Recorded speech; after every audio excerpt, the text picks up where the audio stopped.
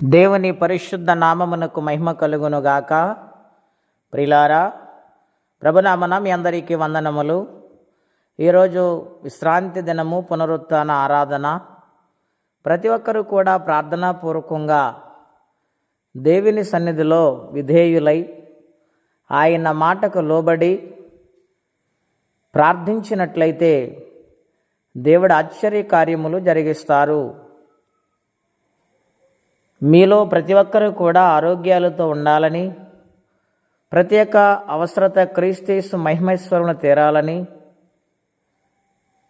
బిడ్డలు చదువుల విషయంలో దేవుని మహాకనికరం ఉండి ఉన్నతమైన ఉత్తీర్ణత అనుగ్రహించబడాలని మీ అందరి నిమిత్తము ప్రతినిత్యము ప్రార్థన చేయుచు ఉన్నాము. దేవుని వాక్యము ధ్యానందాము. సామెతల గ్రంథం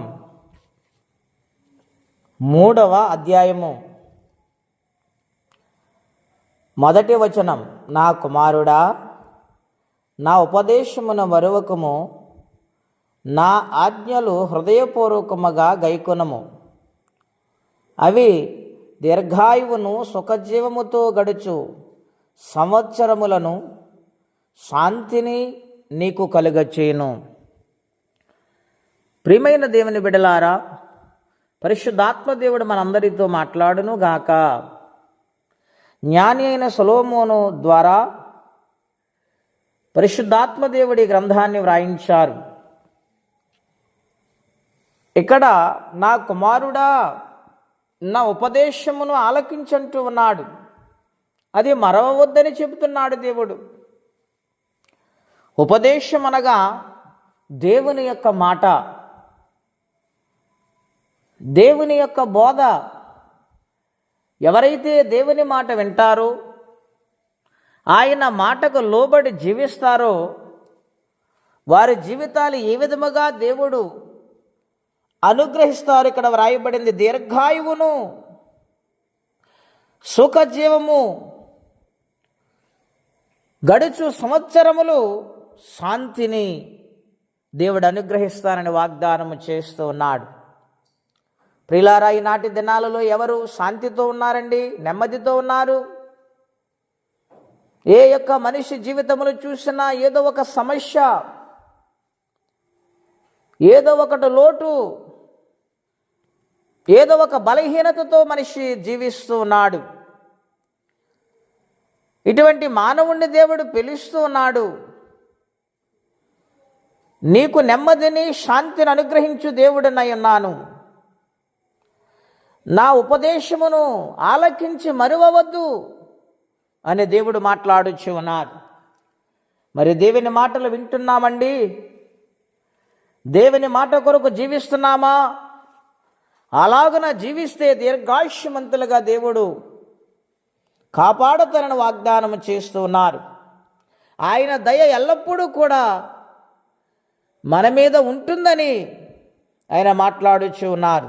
రెండవదిగా మనం చూస్తే 119వ కీర్తన 173వ వచనములో, నేను నీ ఉపదేశములను కోరుకుని ఉన్నాను, నీ చెయ్యి నాకు సహాయమగునుగాక. అవును ప్రియులారా, దేవుని మాటకు ఎవరైతే లోబడతారో దేవుని సహాయము వారికి అనుగ్రహించబడుతుంది. వారు ఎటువంటి పరిస్థితిలో ఉన్నా దేవుడు వారిని కనికరిస్తాడు.